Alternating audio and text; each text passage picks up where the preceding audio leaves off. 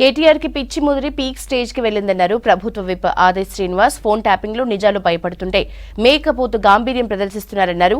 అధికారులతో పాటు జడ్జీల ఫోన్లు కూడా కేటీఆర్ విన్నారన్నారు.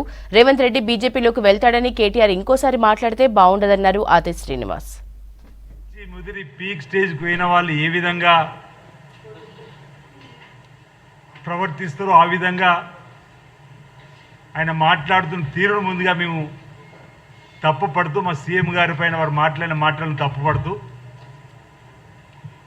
అసలు ఆయన పార్టీలో సిట్టింగ్ ఎంపీలు సిట్టింగ్ ఎమ్మెల్యేలు అందరూ కూడా వారితో కలవడానికి ఇష్టపడక పార్టీలు మారుతూ ఏకంగా ఇతర పార్టీలు ప్రధానంగా కాంగ్రెస్ పార్టీ చేపడుతున్న ప్రజా సంక్షేమ కార్యక్రమాలలో ముగ్ధులై ఈ పార్టీ తరఫున పోటీ చేయడం ముందుకు వస్తున్న తరుణంలో వారు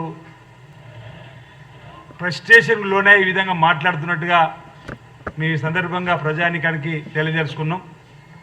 ప్రధానంగా ఫోన్ ట్యాపింగ్ వ్యవహారాల్లో విచారణలో నిజాలు బయటపడుతున్న సందర్భంలో మేకపోతు గాంభీర్యాన్ని ప్రదర్శిస్తున్నటువంటి కేటీఆర్ గారు సిరిసిల్లలో కూడా పరికరాలను అమర్చిందనేటువంటి వాస్తవాలు వస్తున్న క్రమంలో షరతులు సవాళ్లు విసురుతున్నాడు.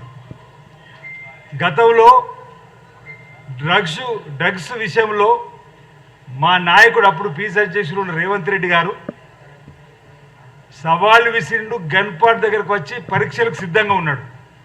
ఆ రోజు ఆ గన్ పార్ట్ దగ్గర రాకుండా తప్పించుకో తిరిగింది మీరు కాదా కేటీఆర్ అని మేము అడుగుతున్నాం.